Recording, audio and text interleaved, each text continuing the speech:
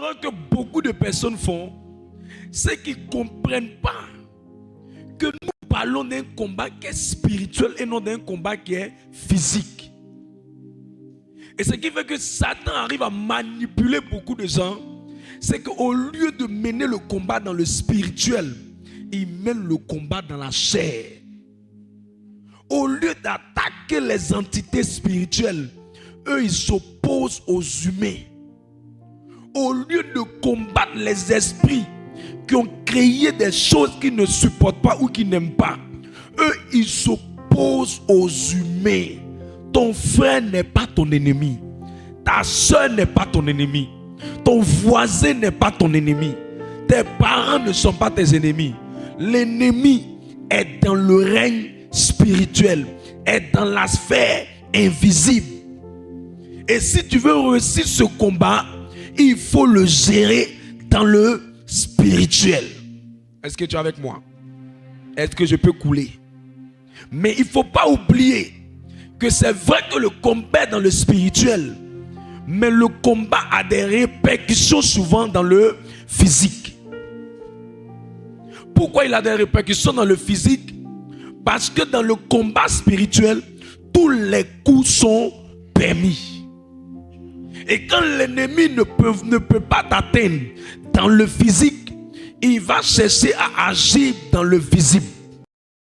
Lisons un texte très intéressant, Luc le chapitre 13, verset 11. On va lire ce texte-là. Lis mon texte. Luc le chapitre 13, le verset 11. Et voici, il y avait là une femme possédée d'un esprit qui la rendait infirme depuis 18 ans. Un esprit la rendait infirme depuis 18 ans. Donc, ça veut dire que elle là, l'esprit qui l'a rendu, ce qui l'a rendu infirme, c'est un esprit. Allons-y. Elle était courbée. Elle était courbée. Qu'est-ce qui l'a rendu courbée? C'est l'esprit. Et ne pouvait pas du tout se redresser. Qu'est-ce qui faisait qu'elle ne pouvait pas du tout se redresser? C'est le même esprit qui l'a rendu infirme. Donc logiquement, quand on va voir quelqu'un qui est courbé, quelqu'un qui ne peut pas se redresser, quelqu'un qui ne peut pas se tenir, on va immédiatement lui demander d'aller voir un kiné. Parce que nous, pour nous, soit c'est une malformation, ou soit c'est une anomalie, ou soit c'est un choc par rapport à un accident ou par rapport à un événement qu'elle a vécu.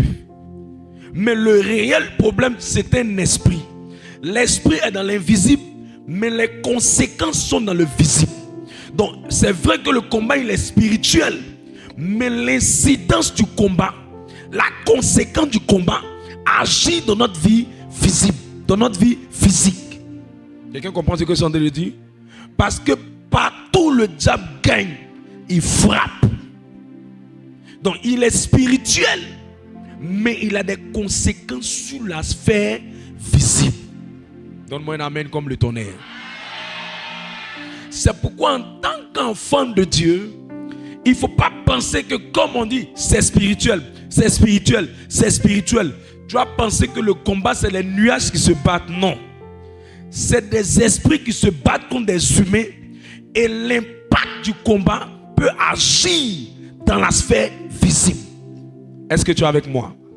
C'est pourquoi, où je veux t'emmener, lorsque vous menez le combat spirituel, lorsque vous vous engagez dans le combat spirituel, ne paniquez pas, parce que partout Satan gagne une porte, il frappera, parce que c'est un combat sans loi, c'est un combat sans règles, c'est un combat sans principe, c'est un combat sans limite.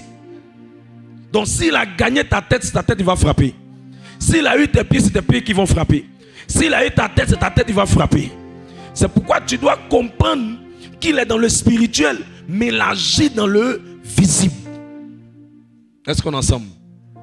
Où je vais t'amener maintenant, c'est pour que tu comprennes que c'est vrai que le combat est spirituel, mais Satan peut utiliser ton frère comme le canal par lequel il va passer pour te déconcentrer sur le vrai but. Le vrai but, c'est d'attaquer un esprit. Mais Satan va faire en sorte que toi, tu t'empares de ton frère. Parce que souvent, l'esprit là peut modifier l'attitude de ce frère-là envers toi. Mais ce n'est pas ton frère le vrai problème. Ce n'est pas ta femme le vrai problème. Ce n'est pas ton ami le vrai problème. Ce n'est pas tes parents le vrai problème. Le problème, est spirituel. Est-ce qu'on se comprend? Maintenant que tu sais que le problème est spirituel, tout ce que Satan va utiliser comme manipulation, que ce soit ton frère, que ce soit ta santé, que ce soit tes enfants, que ce soit tes activités, quand tu vas les voir, c'est le signe que le combat que tu es en train de mener est en train d'avoir de l'impact sur lui. Alors c'est sa manière de réagir. Et c'est ce qu'on n'a pas enseigné à certains chrétiens qui, lorsqu'ils ont commencé à mener le combat, ils n'ont rien compris. Elles mènent le combat pour un travail, mais elles ne comprennent pas pourquoi ces enfants sont malades. Oui, mais Satan a vu que tu sais qu'il est caché derrière le problème à ton travail. Alors il ne va plus rester derrière le travail. Il va aller vers la partie qu'on peut appeler ton talon d'Achille, qui sont tes enfants. La partie qu'on peut appeler ta faiblesse, qui sont ta santé. Et tout ça dans le but de t'amener à abandonner le combat que tu menais, qui était d'ouvrir les portes d'un travail qu'il avait bloqué. Quelqu'un comprend ce que je dis? Donc immédiatement à ce niveau-là, quand tu sens qu'il est tenté d'attaquer ta santé, tes enfants, tes affaires, tes activités, ne panique pas. Insiste et persiste dans le combat. Parce que quand tu frappes un enfant qui ne réagit pas, ça veut dire qu'il est habitué à ton coup. Ou ça veut dire que l'enfant là, la chicotte ne lui fait plus rien. Donc de la même manière, quand tu frappes Satan, s'il ne réagit pas, c'est que tu le caresses. Mais s'il réagit, il ne va pas réagir comme tu veux. Il va réagir là où tu t'attends le moins. C'est ainsi que des gens sont venus prier. Elles mènent le combat. Elles envoient des coups. Elles envoient des prières. Et le lendemain, elle se rend compte qu'un de ses enfants est malade. Prends l'enfant, prie pour lui, mais n'arrête pas. Combat encore. Parce que le but, c'est de te décourager. Le but, c'est de te faire abandonner. Alors dis à ton voisin, n'abandonne pas. Est-ce qu'on est ensemble? C'est pourquoi si tu n'es pas préparé à ça, il ne faut pas rentrer dans le combat spirituel. Il y a des gens qui avaient leur vie tranquille, elle est bien limitée, petite vie, petite maison, petite destinée, petite avenue, ils étaient tranquilles. Dès qu'ils ont voulu rentrer dans le combat et que Satan a réagi, il a attaqué leur santé, il a attaqué soit leurs enfants, il a attaqué soit leurs finances. Ils ont commencé à paniquer. Vos choses de prière là, c'est mieux, il y a laissé où? Attends, il est resté dans mon coin. Parce qu'avant même là, je ne faisais pas combattre tout ça là. J'étais tranquille dans mon coin. Tu étais tranquille dans ton coin, mais avec une vie limitée comme une boîte de sardines. Tu étais tranquille dans ton coin, avec une vie limitée comme une boîte d'allumettes. Mais maintenant que tu veux étirer ton niveau, maintenant que tu veux briser des limites, maintenant que tu veux dépasser, Satan ne va pas croiser les mains pour te regarder, pour te dire, prends ce que tu veux prendre, rentre dans ce que tu veux rentrer. Il va réagir. C'est sa réaction-là qui ne te plaît pas. Est-ce qu'on se comprend? C'est sa réaction-là qui ne te plaît pas. Donc chaque fois que tu engages le combat, il faut avoir le tact, il faut avoir la sagesse de comprendre que c'est dans le spirituel que tu es en train de combattre, mais ça aura une incidence dans le physique. La femme, Satan l'a rendu, l'esprit infime, elle l'avait possédé, mais c'est le même esprit-là qui l'avait courbé. C'est le même esprit-là qui l'avait empêché de se redresser. Donc aussi longtemps que l'esprit n'était pas parti, le problème allait demeurer. Lis la suite du texte, tu vas voir quelque chose. On va voir quelque chose dans le texte.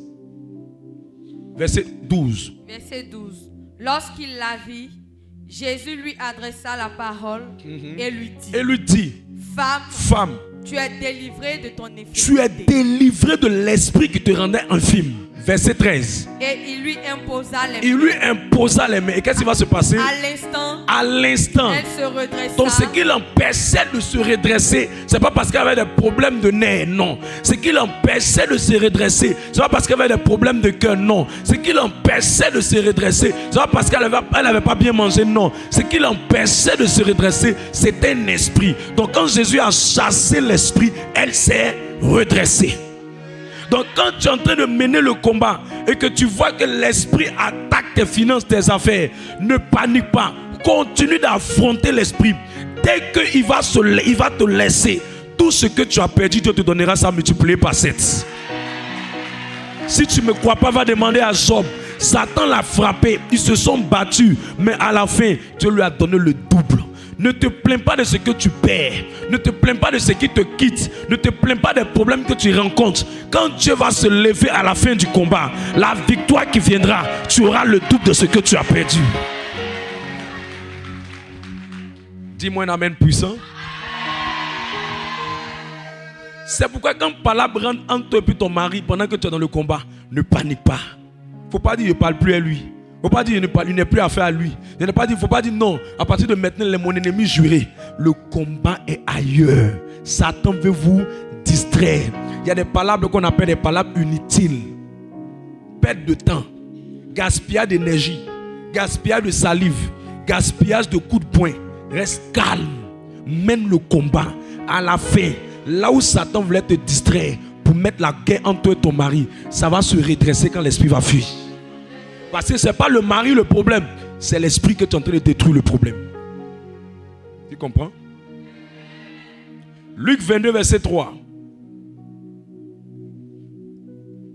Luc chapitre 22, le verset 3.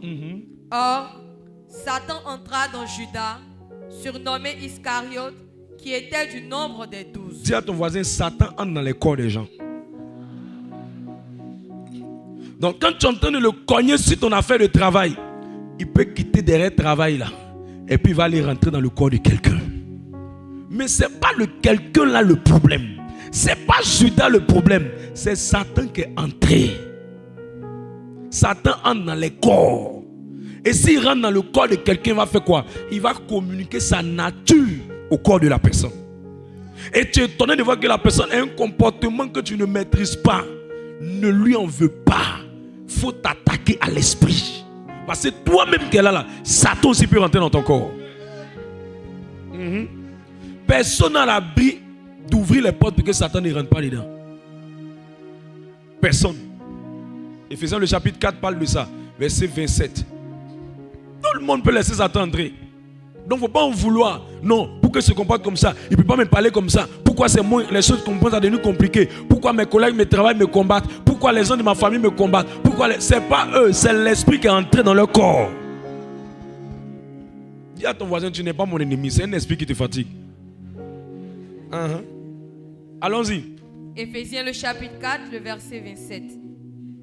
Et ne donnez pas accès au diable. Et ne donnez pas accès au diable. Donc si on dit accès, c'est qu'il y a une porte. Satan entre.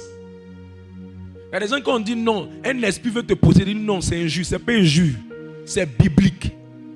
L'esprit mauvais rentre dans les corps des gens. Ce n'est pas que tu es mauvais. Ce n'est pas que toi-même tu es venu t'arrêter dans la rue, au carrefour de la vie pour dire les esprits, rentrez dans mon corps. Non. Mais les esprits rentrent dans le corps des gens et ils leur donnent sa nature, son attitude, son comportement. Si c'est un esprit de perversion, il va t'amener à la perversion. Si c'est un esprit de critique, il va t'amener à critiquer. Si c'est un esprit de mensonge, il va t'amener à mentir. Si c'est un esprit palabreux, il va t'amener à vouloir rendre les affaires compliquées pour faire palabre. Montre-moi comment tu te comportes. Je peux te dire que l'esprit est en train de rentrer.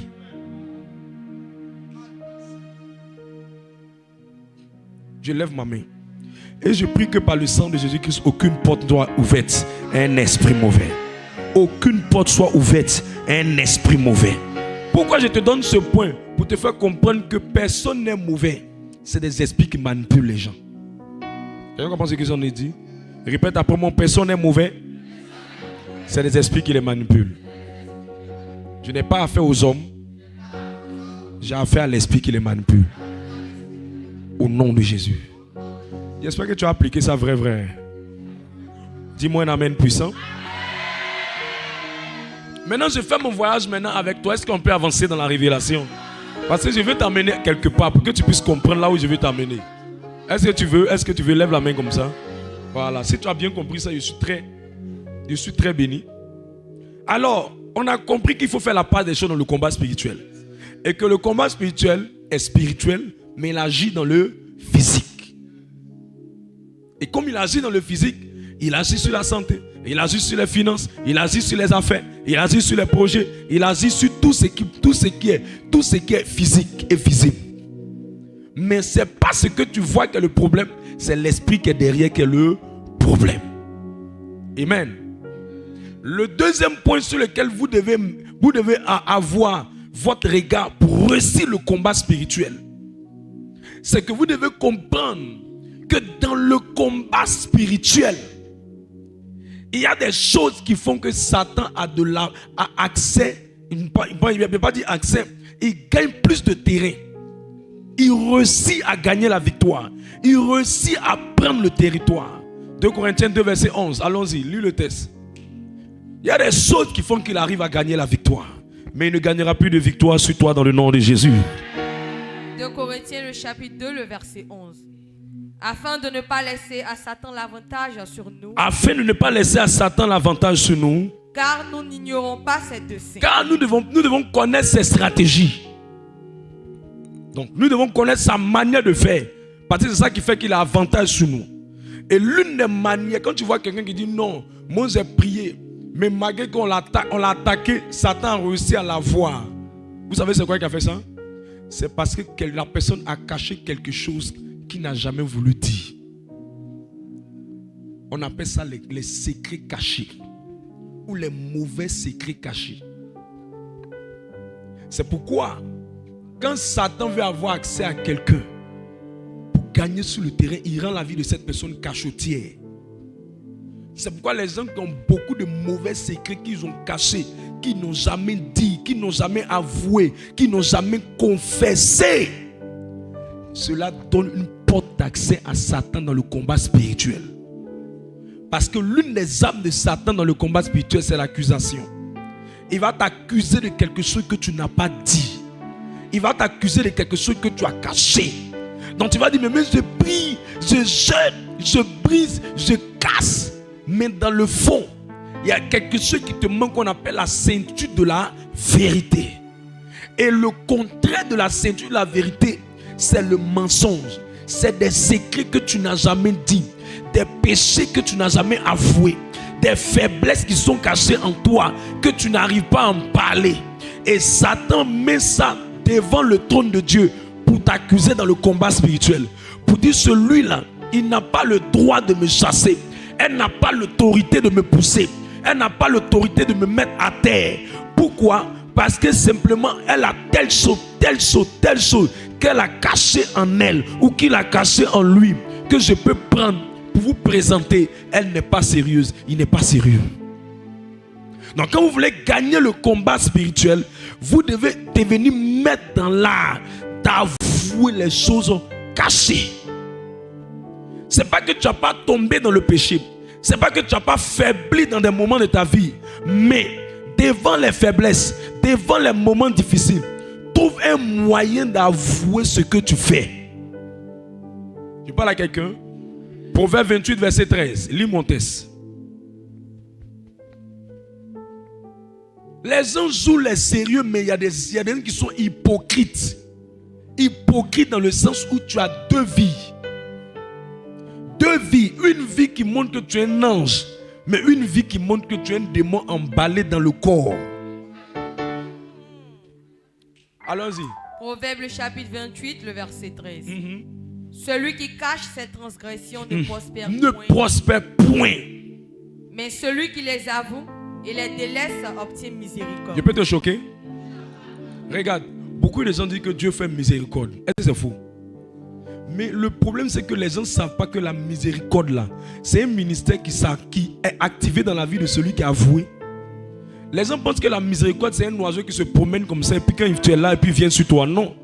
La miséricorde ne descend que ou ne s'active que dans la vie de ceux qui avouent.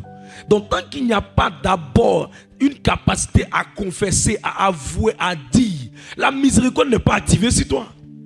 Sinon Dieu pardonne, Dieu laisse, Dieu est amour. Mais Dieu est amour ou Dieu fait miséricorde à ceux qui avouent. Maintenant la question que je te pose.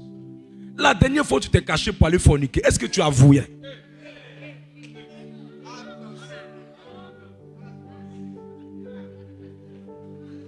Sinon Dieu pardonne.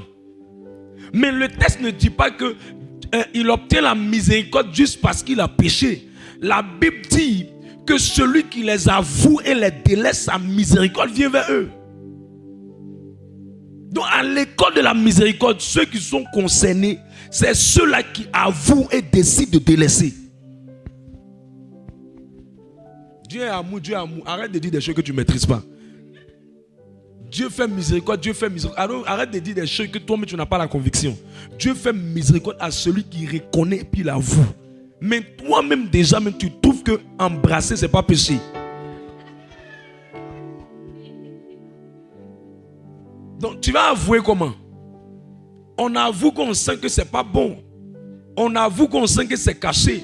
Il y a des niveaux spirituels que tu ne vas jamais monter si tu as une vie qui est double. Il y a des niveaux spirituels que tu ne vas jamais accéder si tu as une vie qui est cachotière. Il y a des niveaux spirituels que tu ne vas jamais accéder si tu as une vie double. Une vie remplie de secrets. Une vie où toi-même là, tu sais ce qui fait que tu es bloqué là où tu es. Tu sais. Tu sais. Sinon, c'est quel esprit qui combat ta vie? Mais depuis là, on le chasse, il revient. Mais il revient par la porte des péchés non avoués. Et tu es assis dessus, ça fait des années. Tu ne dis pas. Ton problème, il est où? Explique-moi. Explique-moi. Il dit la ceinture de la vérité. Lis-moi Ephésiens 6, 14. Dis voisine, il faut dire la vérité. Ça rougit les yeux, mais ça n'a pas les casser. Elle s'en va passer son concours, elle échoue. Non, il ne sait même pas il a fait quoi à Dieu. Il ne sait même pas il a fait quoi à Dieu. Il ne sait même pas il a fait quoi à Dieu. Moi aussi, je suis là, il y a mal dans mon cœur. Mais Seigneur, pourquoi tu l'as laissé échouer? Pourquoi tu l'as laissé échouer? Regarde comment la personne est aussi zélée. Pourquoi tu le laisses échouer comme ça? Dieu dit, toi, tu es sûr. Donc, mon gars, il a donné rendez-vous à la personne. Maintenant, il lui a dit, je vais l'attaquer directement en même temps. Que tu vois, il y a des choses que tu fais, tu ne dis pas. Quand c'est comme ça, la personne tremble comme ça. Au fait, on n'a pas dit que Dieu ne fait pas miséricorde. Il fait miséricorde. Mais il faut avoir le courage de dire. 1. À un prêtre. 2. Il faut dire ça à celui qui te conduit spirituellement. Est-ce que quelqu'un comprend ce qu'ils sont dit? Il parle en français ou bien tu entends ça en anglais? Mais vous savez, quand on commence à parler des péchés, les gens entendent en anglais, d'autres entendent en abouré, d'autres entendent en atier, d'autres entendent embêté. Donc chacun entend. Les parties du message qui n'arrangent pas là. Chacun entend ça dans son ethnie d'une manière là. Dis à ton voisin, c'est en français il parle.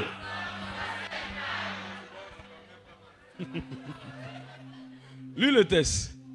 Éphésiens le chapitre 6, le verset 14. Tenez donc ferme. Ayez à vos reins la vérité pour ceinture. La vérité pour ceinture. Il n'y a pas quelque chose qui met les gens dans la honte que de penser que tu auras la victoire alors que c'est l'humiliation qui vient. Passer à quelque chose que tu n'as pas dit, à quelque chose que tu n'as pas avoué. Moi, pour faire quelqu'un qui vient qui dit, oh, homme de Dieu, il faut prier pour moi. Mais vrai, là, je suis dans le concubinage. Il peut faire comme Dieu, il peut venir devant Dieu pour dire, Seigneur, il y a une manière de prier pour quelqu'un qui sait qu'il est dans le péché. Miséricorde, miséricorde, miséricorde. J'ai vu la miséricorde de Dieu agir dans la vie de certaines personnes qui étaient dans des points de faiblesse. Mais Dieu agit, il a ouvert les portes dans leur vie. Parce que Dieu ne bénit pas celui qui est qualifié. Dieu bénit celui qui reconnaît ses faiblesses et puis qui est prêt à abandonner. Mais le problème avec certaines personnes, ils se mettent dans la position de la méritocratie. Alors qu'à vrai dire, ils ont une vie qui n'honore pas le Seigneur. Tu es blagué qui même?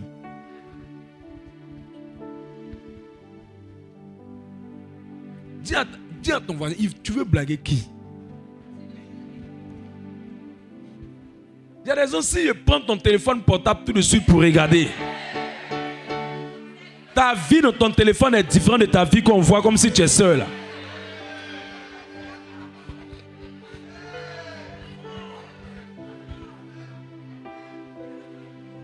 Bon, je suis ici.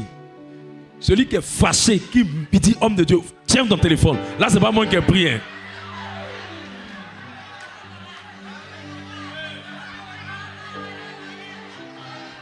Les taux se resserrent sur d'autres personnes. On dit à Abidjan, si tu veux trouver le secret de quelqu'un, il faut attraper son téléphone. Et surtout les experts en code, il y a des gens, ils sont pressés pour donner, mais de toute façon, il y a code dedans. Toi, tu as pensé que c'est code d'orange. C'est pas code d'orange, hein? Code. Message même code. Répertoire, code. Image, code. Fond d'écran, hein? Code. Tiens, tu travailles au FBI ou bien? Ou bien tu es proche d'un ministre, peut-être tu ne veux pas qu'on voie tout ce qui se fait. Aïe! Je prie que quelqu'un ici avoue ses faiblesses. Je prie que quelqu'un avoue. Vous savez pourquoi j'en parle? Parce que dans le combat spirituel, Satan va toucher votre talon d'Achille. Il va toucher votre point de faiblesse. C'est pourquoi, écoute-moi bien, quand tu es en train de mener le combat et que tu seras fortement en train de prier et tu vas vouloir rentrer dans une certaine grâce, Satan va commencer à te mettre beaucoup de pression avec la tentation. Mais généralement, on te tente sous les péchés sous lesquels tu as déjà la convoitise. Au fait, c'est ce que tu regardes beaucoup sur les réseaux sociaux, tu n'es pas arrêté là. C'est ça qui est en train de te fatiguer actuellement.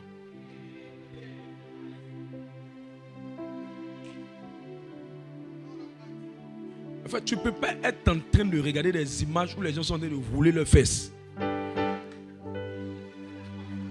Et tu t'attends à avoir des pensées pures.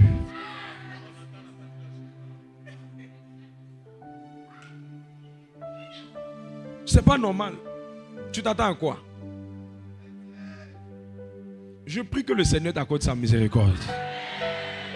Mais cette miséricorde, elle est suspendue sur ta tête. Elle sera validée par deux choses. Que tu ailles te confesser et tu viennes aussi me dire.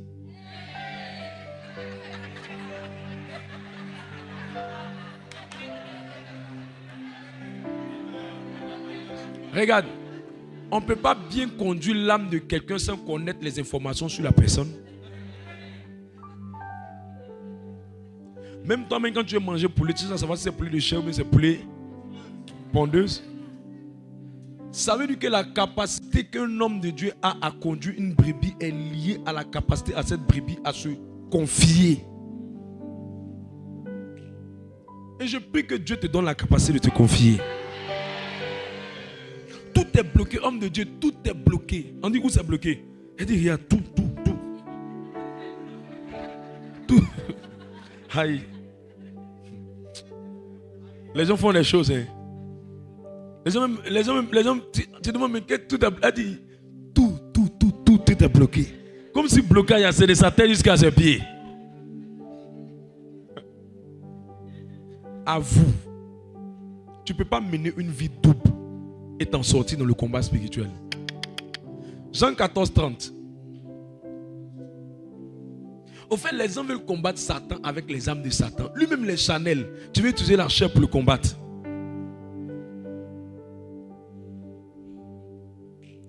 Jean chapitre 14, le verset 30. Normalement, une femme qui est mariée ne doit pas aller à une invitation de quelqu'un qui sait qu'il peut être fan d'elle.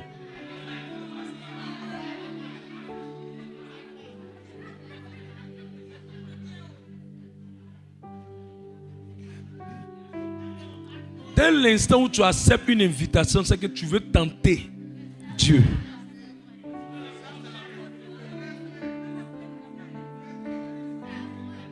Au fait, depuis le jour où tu as accepté de te marier, tu es uniquement pour une seule personne qui peut t'inviter. Maintenant, si quelqu'un dit qu'il veut t'inviter, qu'il vienne manger dans votre maison ton mari.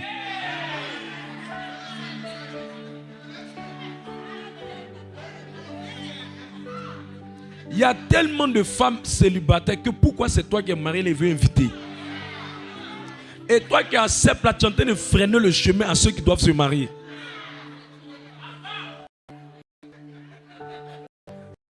Et ça, c'est pas bon. Tu dois en parler. Il y a des gens qui vous regardent et savent qu'il y a des choses qu'on doit se dire.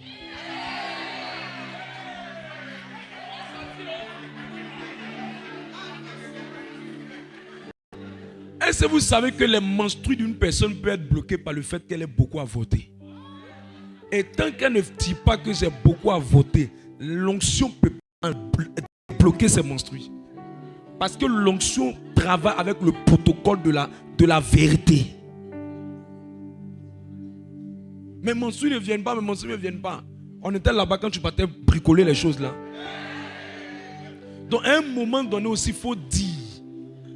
Au fait, on n'a pas dit qu'il faut dire dans le but qu'on prenne pour te critiquer, non. Il faut dire dans le but qu'on prenne pour t'aider. Jean, lis Jean. Jean chapitre 14, le verset 30. Je ne parlerai plus guère avec vous, car le prince du monde vient. Il vient. Il n'a rien en moi. Il n'a rien en moi. Ça veut dire que Satan va venir. Mais s'il sent qu'il n'y a rien en vous, il ne peut pas vous détruire. Il ne peut pas. Il ne peut pas vous détruire. Regarde, Dieu peut taper ma poitrine, chasser un esprit de mari de nuit, esprit des eaux, sirène des eaux. Parce que Satan sait qu'il n'a rien en moi. Et que la seule personne que j'ai, c'est ma femme. Donc je peux le regarder dans les yeux et le menacer. Sors! Et il ne va pas rester. Parce que l'ennemi même de l'esprit des eaux, c'est la sanctification. Un cœur pur, des yeux sanctifiés, pas des yeux qui regardent les formes des hommes. Je croyais qu'il allait dire pour les femmes.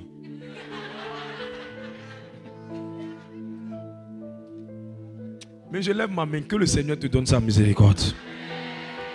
Je te donne 2 autres secrets du combat spirituel. Éphésiens le chapitre 6, verset 12. Il y a un secret que si tu l'as, tu as gagné beaucoup en combat. Allons-y. Éphésiens le chapitre 6, le verset 12. Car nous n'avons pas à lutter contre la chair et le sang. Contre la chair et le sang. La chair et le sang aussi, ça veut dire on n'a pas à lutter contre les événements qu'on rencontre. Non, je n'ai pas de travail. Non, le combat n'est pas au niveau du travail. Le combat est au niveau de l'esprit qui bloque le travail. Donc quand on parle de la chair et le sang, ça veut dire que le combat n'est pas lié aux circonstances. Le combat n'est pas lié aux événements. Le combat n'est pas lié à ce que tu traverses. Mais il y a quelque chose qui te fait vivre ce que tu vis. Si tu enlèves ça, ce que tu vis va changer. Tu comprends? Allons-y. Mais contre les dominations. Contre les dominations, on parlera de ça. C'est un type d'esprit qui domine les nations. Contre les autorités. Contre les autorités. Voilà où je veux parler aujourd'hui. Dis contre les autorités. Contre les autorités. Contre les autorités. Contre les autorités. Qui sont les autorités démoniaques? C'est un type d'esprit qu'on appelle communément homme fort. Luc le chapitre 11 parle de Luc 11 verset 21 à 22. Ce sont des esprits qui sont les ambassadeurs de Satan dans nos familles et qui ont juré que aussi longtemps que eux ils sont là, il y a un niveau que la famille va jamais atteindre. Ils ont pour mission d'appauvrir la famille, ils ont pour mission de limiter la famille, ils ont pour mission de bloquer la destinée familiale. Et on les appelle les hommes forts ou des femmes fortes. C'est des esprits qui dictent les lois, qui imposent des limites, qui imposent des situations dans les familles. Et il y a des familles où ils ont imposé la pauvreté. Il y a des familles où ils ont imposé le perpétuel recommencement. Il y a des familles où ils ont imposé l'échec. Personne ne peut avoir ça. Personne ne peut devenir ça. Et qui fait ça? C'est un homme fort. C'est un esprit supérieur. C'est un esprit qui régit la famille et qui a fixé des interdictions et qui a établi des accès. Et on a passé de temps, mais la Bible en parle. Vas-y, rapidement. 11 à partir du verset 21. Lorsqu'un homme fort et bien armé garde sa maison, ce qu'il possède est en sûreté. Ce qu'il possède est en sûreté. Ça veut dire qu'il s'établit dans la maison, il s'établit dans la vie de la personne et il décide de régner sur cette maison. Mais ça ne sera plus ton cas dans le nom de Jésus-Christ. Ça ne sera plus ton cas dans le nom de Jésus. Alors on n'a pas assez de temps, assieds-toi. Donc on les appelle les autorités spirituelles. Les autorités spirituelles. Dans toute famille qui se respecte, il y a une autorité spirituelle. Dans un quartier, mais il y a une autorité spirituelle. Donc vous allez voir que le quartier là, il y a celui qu'on appelle le chef de quartier. Mais derrière le chef de quartier, il y a un chef de quartier spirituel. C'est une autorité. Amen. Comment on fait pour faire tomber les autorités spirituelles? Comment on fait pour gagner le combat sur les autorités spirituelles? Regarde, même tu vas arriver dans un travail, il y a un niveau où tu as monté. Les autorités n'ont pas affaire à toi. Mais il y a un niveau au travail où tu vas vouloir monter. Les autorités spirituelles vont te combattre. Tous ceux qui font les affaires, le niveau où les autorités spirituelles commencent à les combattre, c'est le niveau où ils commencent à monter de 50 millions à 100 millions. Les autorités spirituelles commencent à se dresser là. Parce que c'est des niveaux où, quand tu évolues, tu deviens comme une autorité aussi dans le monde, dans le domaine de la bénédiction. Quand tu prends, je prends une image emblématique que tout le monde aime. Je prends Didier Drogba. C'est une autorité dans le domaine du sport. Donc quand tu as une autorité par ta vie, tu influences d'autres personnes. Donc Satan veut seulement être le maître qui règne à ses portes là. Il ne veut pas que les enfants de Dieu règnent aussi à ses portes. Donc quand vous voulez monter, les autorités spirituelles vont se lever contre vous. Il y a d'autres qui vont rencontrer les autorités spirituelles sous la forme d'un leader qui est dans leur travail, mais qui ne veut pas que quelqu'un occupe un poste. Tant que lui est là, personne ne doit prendre ce poste-là. Ce sont des autorités spirituelles. C'est comme des chefs, c'est comme des patrons, c'est comme des gens qui sont là-bas depuis des années et qui spirituellement sont assis sur l'évolution de l'entreprise. Je parle à quelqu'un, mais je te donne le secret pour avoir la victoire sur eux. Éphésiens le chapitre 6, verset 1. Premier secret là-bas.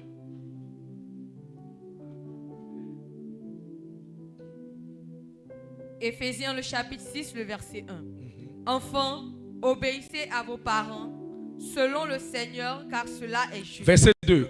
Honore ton père et ta mère. C'est le premier commandement avec une promesse. Très bien. Il y a deux autorités avec lesquelles vous ne devez pas plaisanter. Il y a ce qu'on appelle l'autorité parentale.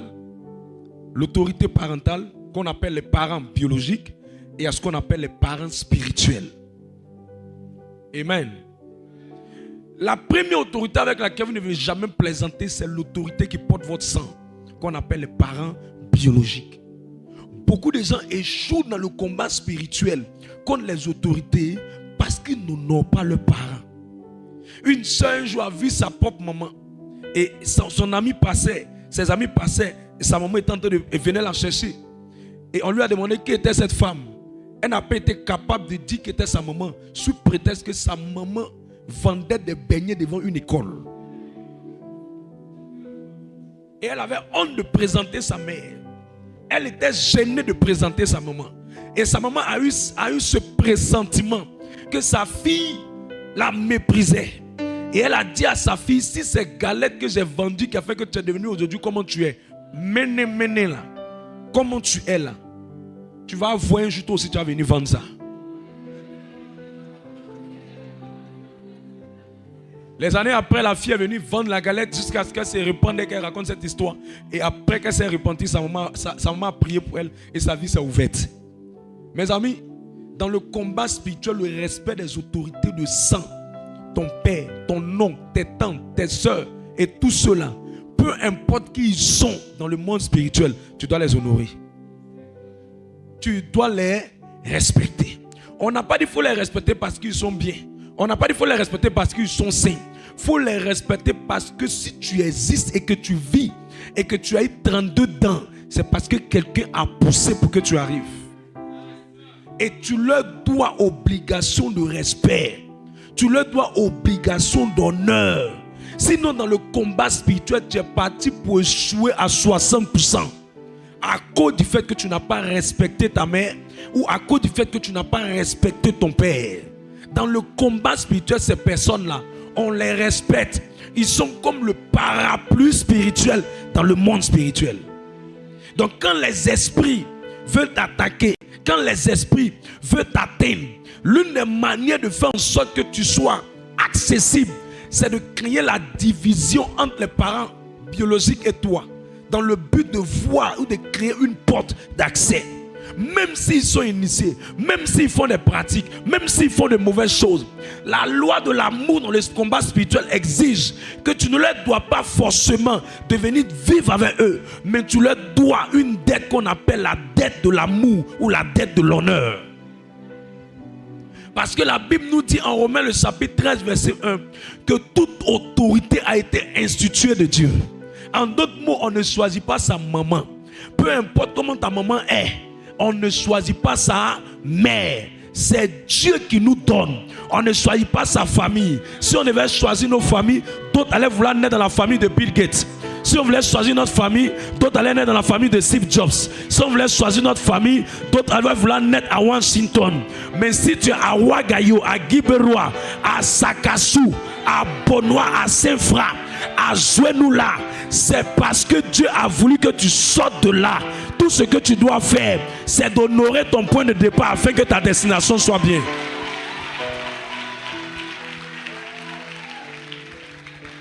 Arrête de mépriser ces personnes. Laisse ta maman bouffer ton argent. Laisse ton papa bouffer ton argent. Laisse-les. S'ils bouffent, ça ne fait rien. Laisse-les prendre ce qu'ils peuvent prendre. Ou donne-leur la part que tu dois leur donner. Si chaque mois tu peux acheter un sac de riz, achète le sac de riz. L'essentiel qu'ils te bénissent. Cette bénédiction, elle est un poids. Parce qu'il y a des combats là, on ne les gagne pas par la chair. On les gagne à partir de l'autorité de laquelle tu es sorti. Parce que c'est un combat de sang. Le sang, on ne joue pas avec ça. J'ouvre une parenthèse. S'il arrivait que tu avais des problèmes avec un de tes parents, que ce soit ta maman, que ce soit ton papa, que ce soit ton oncle ou qui que ce soit, sache une chose. Bats-toi pour ne pas chercher raison, mais pour chercher la paix. Beaucoup de gens veulent avoir raison avec les cheveux blancs. Non, on n'aura jamais raison sur les cheveux blancs. Parce que ce qui est né avant toi exige que tu dois respecter la personne dans les hauts et dans les bas. Voilà pourquoi la Bible dit que Noé était ivre et ses enfants se sont moqués de lui. Comme ils se sont moqués de lui, là, la Bible dit que Noé a maudit un de ses enfants. Son enfant n'a plus existé jusqu'à sa postérité. Une seule malédiction d'une maman, c'est pas forcément tu es maudit. Il y a des paroles comme si elle ne dit pas un mot, qu'elle émet un soupir de souffrance, un soupir de plainte, un soupir d'amertume, ce qui descend sur toi, c'est des malédictions. C'est pourquoi ne mets jamais ton père ou ta mère dans un regret. Sinon, tu seras le plus malheureux de la terre. Vous ne voyez pas les chauffeurs de Baka qui ont l'argent mais ne réalisent rien. C'est des mamans qui ont dit seulement une parole sur leur vie. Le gars il gagne beaucoup d'argent mais ne peut rien réaliser. Or la vie est tellement difficile qu'un homme a besoin de beaucoup de bénédictions.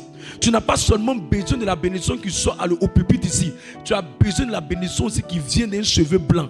Parce que toutes les bénédictions ont leur rôle. Ce n'est pas seulement la bénédiction de l'homme de Dieu qui a du poids. Ce n'est pas seulement la bénédiction du prêtre qui a du poids. La bénédiction de celle qui t'a mis au monde, de celui qui t'a mis au monde, a aussi un poids dans le monde spirituel. Parce que le sang, on ne joue pas avec le sang. Le sang, on ne joue pas avec le sang. Le jour de ton mariage, ce sont tes parents qui vont t'accompagner. Le jour de ta mort, ce sont tes parents qui vont t'accompagner. Le jour où tu vas mettre un enfant au monde, ce sont tes parents qui vont t'accompagner. Et les mariages les plus réussis, c'est les mariages où les familles sont réellement représentées. Les mariages les plus malheureux, c'est les mariages où les familles ne sont pas véritablement représentées.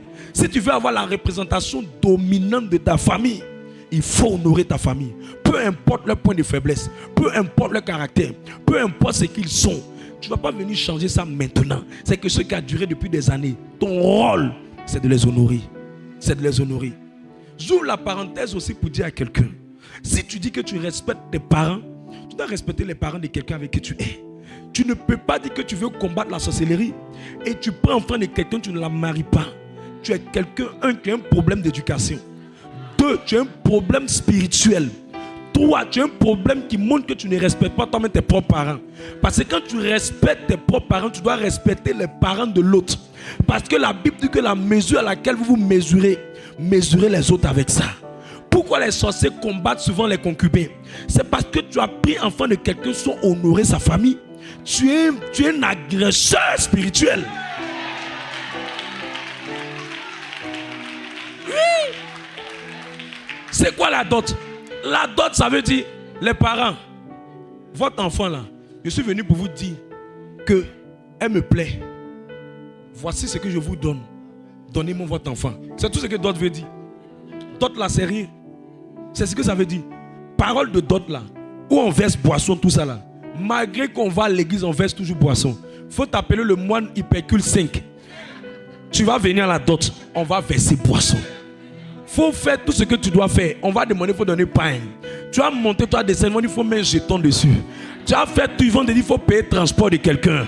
On monte, on descend, tout ça là, ça reste. Ça fait partie de la culture et la culture embellit aussi la religion. Tu vas rester là comme ça.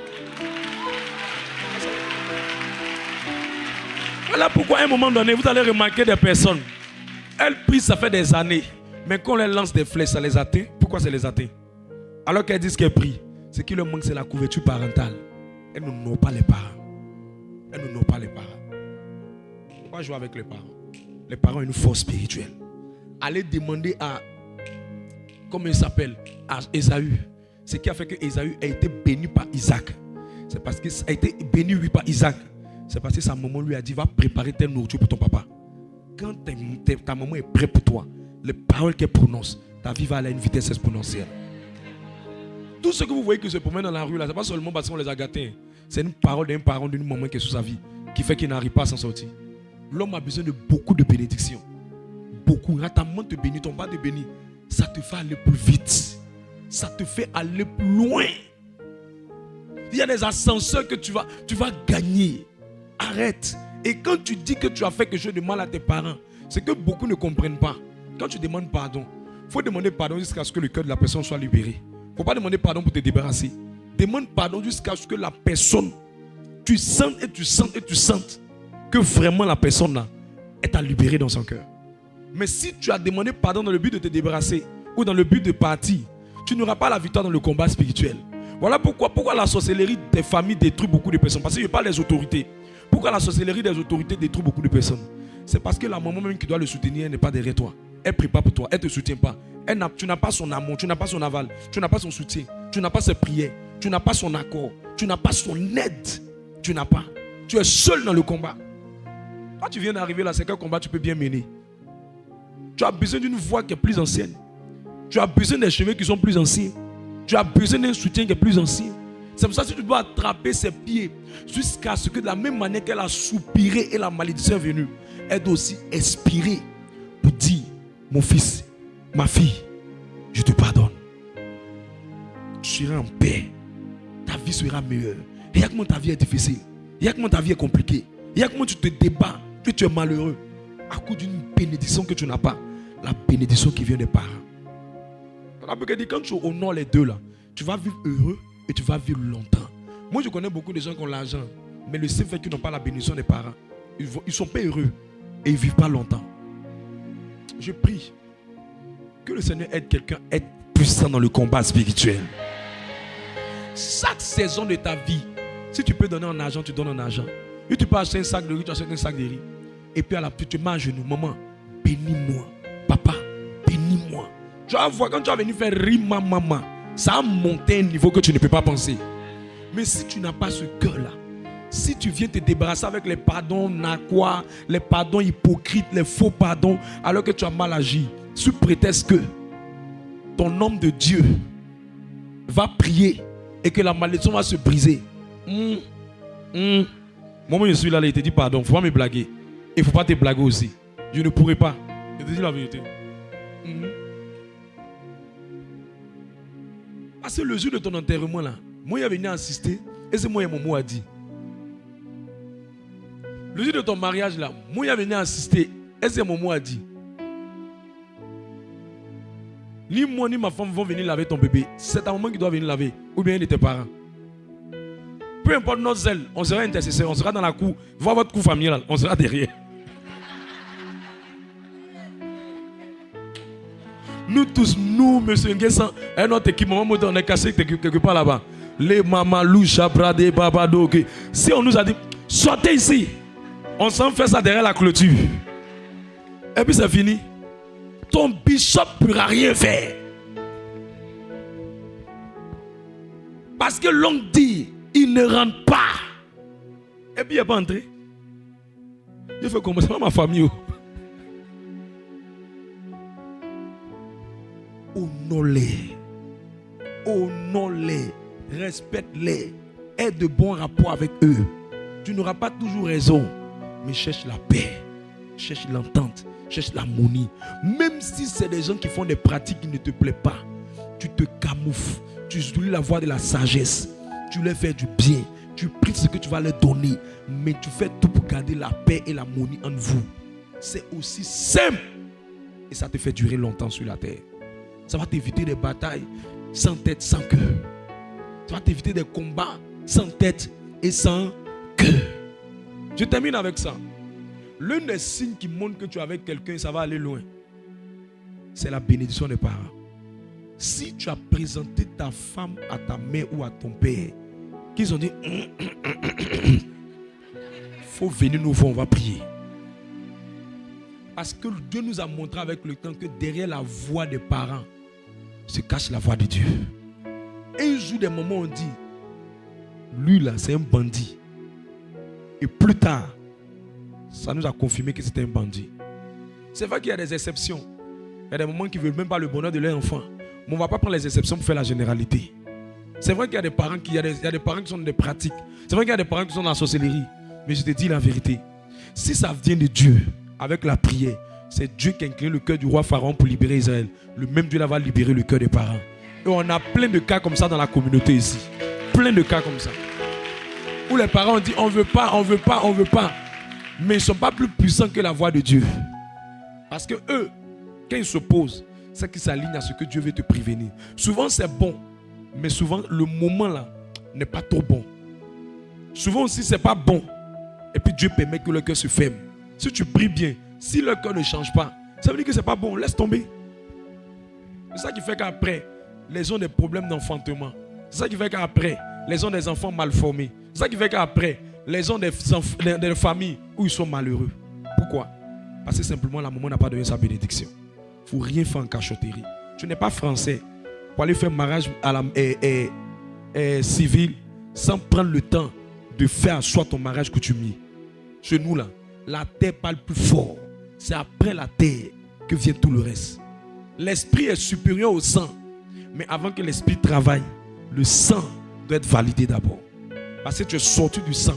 Et le sang compte dans le combat spirituel. Sinon les autorités vont te cogner. Ils vont te lancer des flèches. Et malgré tes grandes prières, tes grands exercices, tu n'auras pas de victoire. Mais je refuse que ces choses t'arrivent dans le nom de Jésus. Je refuse que ces choses t'arrivent dans le nom de Jésus-Christ. Je refuse que ces choses t'arrivent dans le nom de Jésus-Christ. Tiens-toi sur tes pieds, on va prier. Alors pose la main sur ton cœur et dis au Seigneur, s'il y a quelque chose que tu as caché, tu as trompé ta femme, tu as avorté, tu as forniqué, tu as posé des actions qui ne sont pas bien, qu'il te fasse miséricorde. Mets la main sur ton cœur et dis au Seigneur, s'il y a quelque chose que tu as eu à faire, qui est caché, personne ne sait, c'est toi. Demande pardon, demande pardon, demande pardon, demande pardon, demande pardon. Et demande-lui la force d'aller confesser et de venir parler. Je suis là tous les matins, la matinale. Tu peux venir me voir. Parler de ça. On peut parler de ça. S'il te plaît, s'il te plaît, s'il te plaît. Ne laisse pas les attaques vont venir prévaloir sur ta destinée. Ne laisse pas l'échec va venir te maintenir. Alors que tu dois aller loin. Tu as un bel avenir comme ça. Ta vie va aller loin. Mais tu as caché quelque chose. Tu continues de te masturber. Tu dis à personne. Personne ne sait. Je t'en prie. C'est pas pour moi. C'est pour toi-même ta propre vie. Pour toi-même ta propre vie. Tu es avec un homme marié. Vous continuez de flirter ensemble. Pardon. Moi, je ne suis pas là pour te condamner. Je suis trop petit pour ça. Mais je vais t'interpeller. Demande sa miséricorde. Demande sa miséricorde. Demande sa miséricorde. Nous sommes dans une saison très sensible. Sur le plan spirituel. Mais sur le plan national. Tu as besoin que Dieu te protège. Tu as besoin de réussir le combat spirituel. Et tu le réussiras comment? Tu le réussiras parce que la miséricorde de Dieu est venue sur toi. Mais si tu n'avoues pas, si tu ne confesses pas, si tu ne dis pas, si tu casses des choses en tant que serviteur, en tant que membre, en tant que serviteur, non, on a tout le temps, on peut faire ce qu'on veut. On est jeune, non, non. Demande pardon à Dieu. Demande sa miséricorde. Demande sa miséricorde.